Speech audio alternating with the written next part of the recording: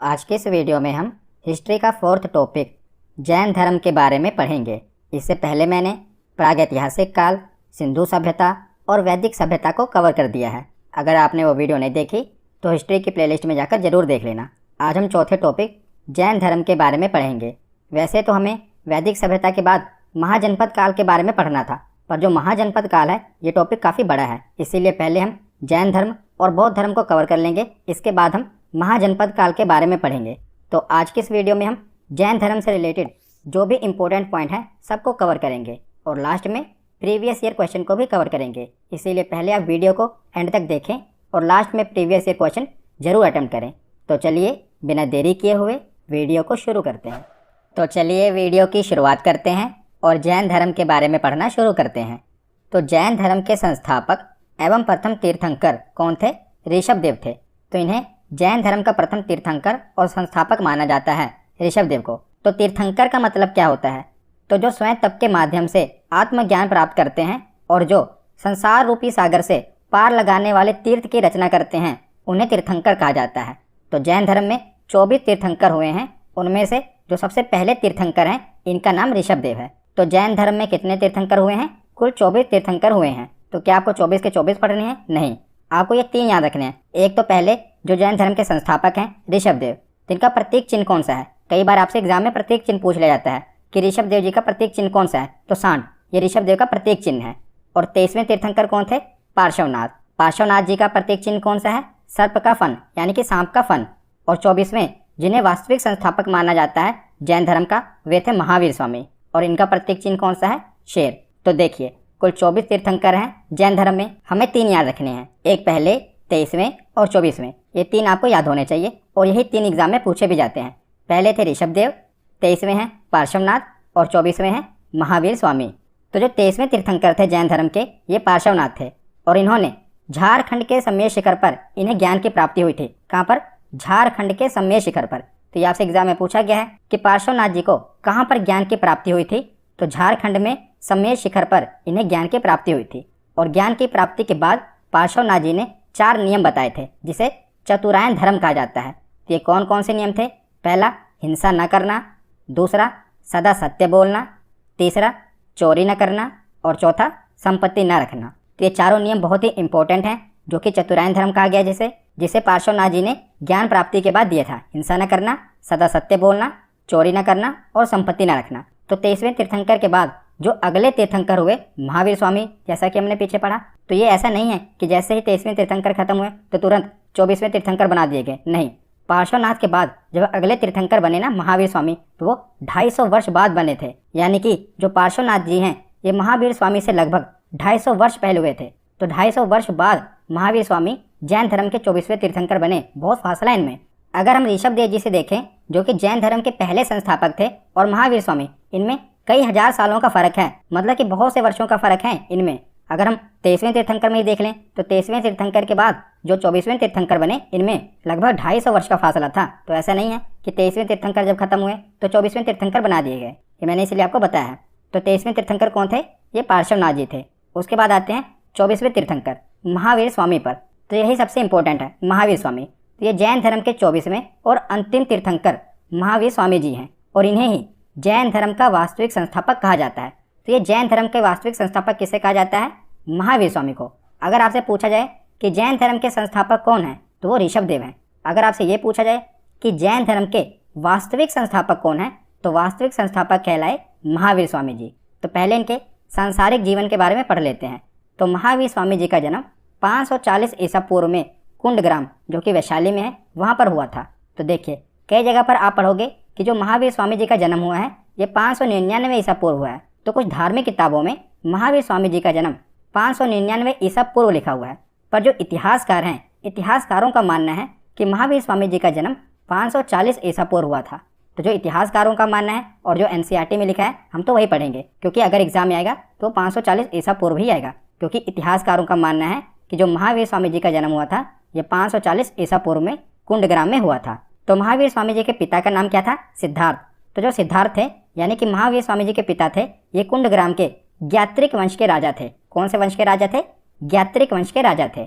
महावीर स्वामी जी की माता का नाम था त्रिशला इनके बड़े भाई थे, उनका नाम था नंदीवर्धन, और महावीर स्वामी जी की पत्नी का नाम था यशोदा। याद रखिएगा क्या नाम था, यशोदा।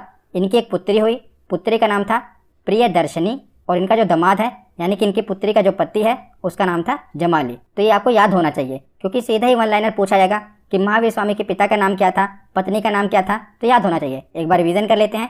पिता का नाम था सिद्धार्थ, माता का नाम था त्रिशला, भाई का नाम था नंदीवर्धन, पत्नी का नाम था यशोदा, पुत्री का नाम था प्रियदर्शनी, और दामाद का नाम था जमाली। और जो महावीर स्वामी थे इनके बचपन का नाम क्या था, तो इनके बचपन का नाम था वर्धमान। क्या नाम था, वर्धमान। ये भी एग्जाम में पूछा गया है कि महावीर स्वामी के बचपन का नाम क्या था। जब इनको ज्ञान की प्राप्ति हुई थी ना, आत्मज्ञान की प्राप्ति हुई थी, उसके बाद इनका नाम महावीर पड़ा था। उससे पहले इन्हें वर्धमान इनका नाम था। जब इन्हें ज्ञान की प्राप्ति हो गई तो इन्हें महावीर कहा जाने लगा। पहले इनका नाम था वर्धमान, तो बचपन का नाम क्या था, वर्धमान। तो सांसारिक जीवन हमने पढ़ लिया। अब हम आते हैं महावीर स्वामी के आध्यात्मिक जीवन पर।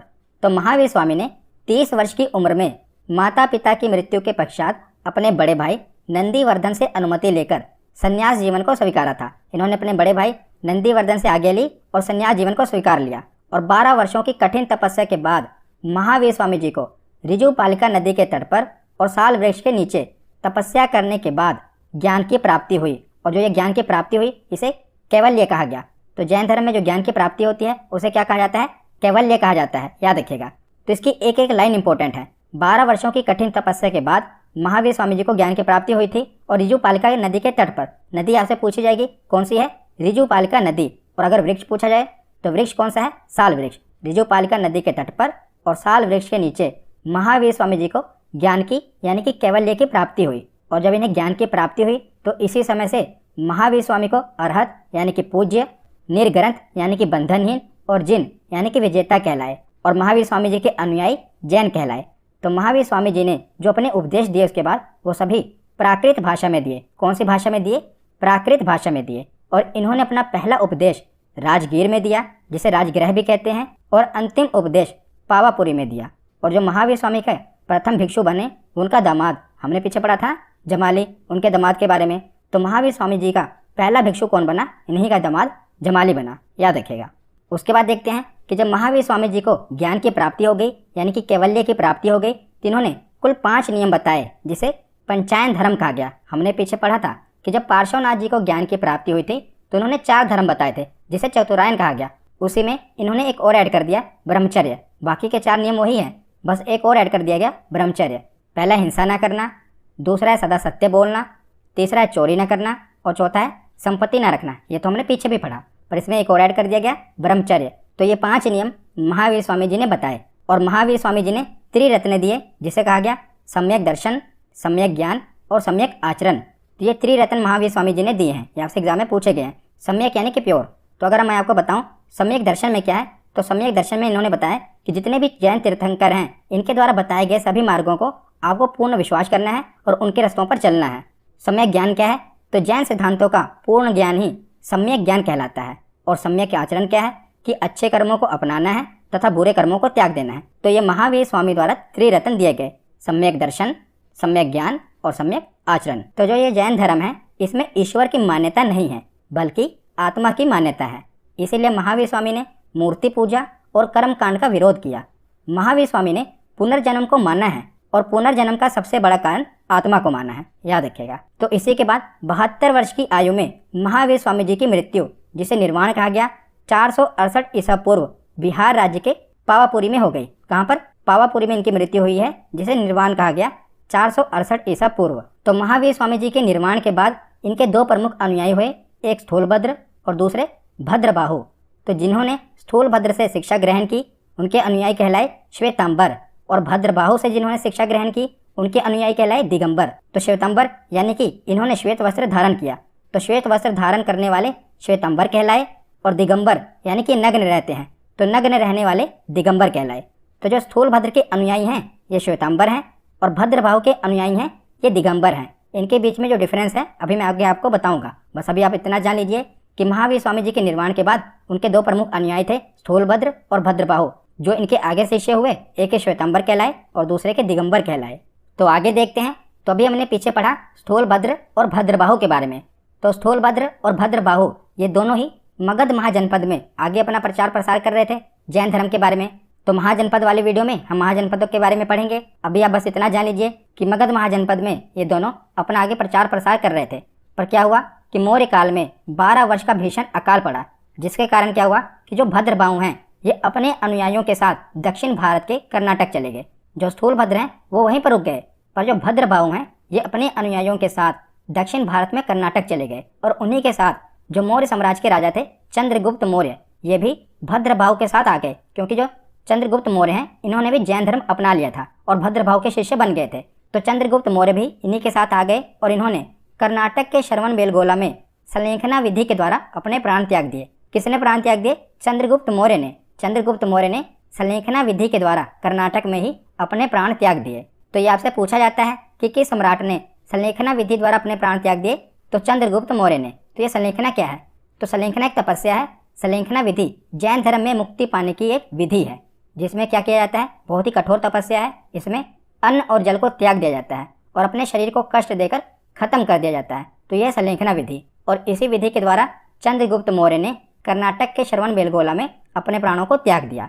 तो उसके बाद जैन धर्म के प्रचार के लिए 2 जैन संगीतियाँ बनी, क्योंकि अब महावीर स्वामी जी का निर्वाण हो चुका है और जो जैन धर्म में आगे भी देखा गया कि बहुत सी फूट पड़ गई, जिसके कारण क्या हुआ कि सभी को मिलाने के लिए तो ये समझ लीजिए कि एक कॉन्फ्रेंस टाइप मीटिंग हुई, जिसमें प्रथम जो संगीति हुई ये 300 ईसा पूर्व में हुई। और कहाँ पर? पाटलिपुत्र, जो कि आज का पटना है। यहाँ पर प्रथम मीटिंग हुई, जो कि किसकी अध्यक्षता में हुई? तो स्थूलभद्र के अध्यक्षता में हुई। और जो दूसरी जैन संगीति है ये 6ठी शताब्दी, अगर हम एग्जैक्ट बोलें तो 512 ईस्वी में वल्लभी, जो कि गुजरात में है, वल्लभी में हुई। और यह किसकी अध्यक्षता में हुई? तो क्षमा श्रवण की अध्यक्षता में हुई। पहली मीटिंग कब हुई थी? 300 ईसा पूर्व, और दूसरी 6ठी शताब्दी में। यानी कि अगर हम 6ठी शताब्दी देखें तो लगभग 900 वर्षों का टाइम लग गया। इसीलिए जो जैन धर्म का प्रचार प्रसार था इतना नहीं हो पाया। देख ही रहे हैं आपकी पहली जो संगति हुई ये 300 ईसा पूर्व हुई थी, और दूसरी 6ठी शताब्दी में। अगर हम 6ठी शताब्दी माने 300 ईसा पूर्व तो 300 पीछे वो हो गया, 600 यहाँ पर, 900 वर्ष लग गए दूसरी जैन संगति होने में। इसीलिए जैन धर्म का इतना प्रचार प्रसार नहीं हो पाया। और जैन धर्म के कुछ राजाओं की बात करें तो कौन कौन से राजा हैं? एक है उदयन, वंद राजा, चंद्रगुप्त मौर्य, हमने पीछे पढ़ा ही अभी कि इन्होंने संलेखना विधि द्वारा अपने प्राण त्याग दिए। तो इन्होंने भी जैन धर्म को अपना लिया था। तो ये भी चंद्रगुप्त मौर्य भी थे जैन धर्म के। कलिंग नरेश खारवेल, राष्ट्रकूट राजा अमोघवर्ष और चंदेल शासक, ये कुछ प्रमुख अनुयायी हैं जो कि जैन धर्म के प्रमुख राजा हैं, इसलिए इंपॉर्टेंट है, याद रखिएगा। तो आगे अब हम श्वेतंबर और दिगंबर में अंतर देख लेते हैं। तो श्वेतंबर देखते हैं तो इसे स्थूलभद्र ने प्रारंभ किया और दिगंबर को इसे भद्रबाहु ने प्रारंभ किया। पहला पॉइंट तो ये हो गया। दूसरा, जो श्वेतंबर हैं ये सफ़ेद वस्त्र पहनते हैं और जो दिगंबर हैं ये निर्वस्त्र रहते हैं, यानी कि कोई भी वस्त्र नहीं पहनते। तीसरा पॉइंट, जो श्वेतंबर हैं वो कहते हैं कि महिलाओं को मोक्ष मिल सकता है, पर जो दिगंबर हैं वो कहते हैं कि महिलाओं को मोक्ष नहीं मिल सकता। उनका ये मानना है कि जो महिलाएं हैं ये निर्वाण को प्राप्ति नहीं कर सकती, पहले इनको अच्छे कर्म करने पड़ेंगे तो अगले जन्म में ये पुरुष बनेंगे, तो पुरुष बनने के बाद इनको निर्वाण मिलेगा। तो दिगंबर का मानना है कि महिलाओं को मोक्ष नहीं मिल सकता, अगर उन्हें मोक्ष की प्राप्ति करनी है तो अच्छे कर्म करने पड़ेंगे, उसके बाद उन्हें पुरुष की योनि मिलेगी। तो जब पुरुष की योनि मिलेगी उसमें वो अच्छे कर्म करेंगे तब उनको निर्वाण की प्राप्ति होगी। तो ये दिगंबर का मानना है कि महिलाओं को मोक्ष नहीं मिल सकता, और श्वेतंबर के अनुसार महिलाओं को भी मोक्ष मिल सकता है। चौथा पॉइंट है, श्वेतंबर का मानना है कि जो 19वें तीर्थंकर हुए जैन धर्म के मल्लीनाथ वो एक महिला थी, पर जो दिगंबर हैं उनका मानना है कि जो 19वें तीर्थंकर थे मल्लीनाथ वो पुरुष थे, क्योंकि इनका तो मानना है ना कि महिलाओं को मोक्ष ही नहीं मिल सकता, तो जो इनके तीर्थंकर हुए वो कैसे महिला हो सकती हैं? तो इनका कहना है कि वो महिला नहीं थी, वो पुरुष थे। पर जो श्वेतांबर हैं उनका मानना है कि वो एक महिला थी। इनमें ये भी विवाद है, इसलिए याद रखना। उसके बाद 5वां पॉइंट है, श्वेतांबर के अनुसार जो महावीर स्वामी थे वो विवाहित थे, पर दिगंबर मानते हैं कि महावीर स्वामी विवाहित नहीं थे। यह भी बहुत बड़ा मतभेद है कि महावीर स्वामी विवाहित थे, श्वेतांबर का मानना है, पर दिगंबर कहते हैं कि महावीर स्वामी विवाहित नहीं थे। तो ये कुछ अंतर हैं जो कि श्वेतांबर और दिगंबर में है, मैंने आपको बताया। उसके बाद आगे चलते हैं, तो आगे देखते हैं जैन साहित्य। तो जैन साहित्य किसी एक काल की रचना नहीं है, इसका संकलन भिन्न भिन्न कालों में हुआ है। जैसा कि हमने पढ़ा कि ऋषभ देव से लेकर महावीर स्वामी तक कई वर्षों का फर्क है, तो ये किसी एक काल की रचना नहीं है। और जैन साहित्य को आगम कहा जाता है, आगम यानी कि सिद्धांत। तो जैन साहित्य कौन कौन से हैं? तो देखिए, जैसे हमने वैदिक सभ्यता में देखे थे ना, वेद, उपनिषद, पुराण, उसी प्रकार जैन साहित्य हैं। कौन कौन से? 12 अंग हैं, 12 उपांग हैं, 10 प्रकीर्ण हैं, 6 छेद सूत्र हैं और 4 मंगल सूत्र हैं। ये इनके साहित्य हैं। तो आपसे ऐसा पूछा जा सकता है कि जैन धर्म में कितने अंग हैं या जैन धर्म में कितने छेद सूत्र हैं? तो 12 अंग, 12 उपांग, 10 प्रकीर्ण, 6 छेद सूत्र और 4 मंगल सूत्र, ये जैन धर्म के साहित्य हैं। नंबर आपको याद होने चाहिए। उसके बाद आगे देखते हैं प्रमुख जैन मंदिर। तो मौर्य काल में मथुरा जैन धर्म का प्रमुख केंद्र था। मौर्य काल की बात हो रही है, उस समय मथुरा जैन धर्म का प्रमुख केंद्र था और मथुरा की कला का जो संबंध है ये जैन धर्म से है। दूसरा पॉइंट है कि कर्नाटक के चामुंड शासकों ने श्रवणबेलगोला में विशाल बाहुबली की मूर्ति, जिसे गोमतेश्वर भगवान की मूर्ति कहा जाता है, इसका निर्माण करवाया है। इसका जैन धर्म में बहुत महत्व है। ये मूर्ति का बाहुबली की मूर्ति कहा जाता है। ये कहाँ पर है? तो ये कर्नाटक के श्रवणबेलगोला में है और इसे चामुंड शासकों के द्वारा बनवाया गया था। तीसरा पॉइंट है कि मध्य प्रदेश में चंदेल शासकों ने खजुराहो में जैन मंदिरों का निर्माण भी करवाया है। तो जो खजुराहो के मंदिर हैं इसमें जैन मंदिर भी हैं, बुद्ध मंदिर भी हैं और हिंदू मंदिर भी हैं। तो खजुराहो में जैन मंदिरों का निर्माण चंदेल शासकों ने करवाया था। ये कहाँ पर है? मध्य प्रदेश में है। और चौथा पॉइंट है कि राजस्थान के माउंट आबू में दिलवाड़ा के प्रसिद्ध जैन मंदिर है। तो ये कई बार एग्जाम में पूछा गया है, वेरी वेरी इंपॉर्टेंट, कि दिलवाड़ा के प्रसिद्ध जैन मंदिर कहाँ पर है? तो ये राजस्थान के माउंट आबू में स्थित है। तो यहाँ पर हमारा थ्योरी सेक्शन कंप्लीट होता है। अब हम प्रीवियस ईयर क्वेश्चन देखते हैं।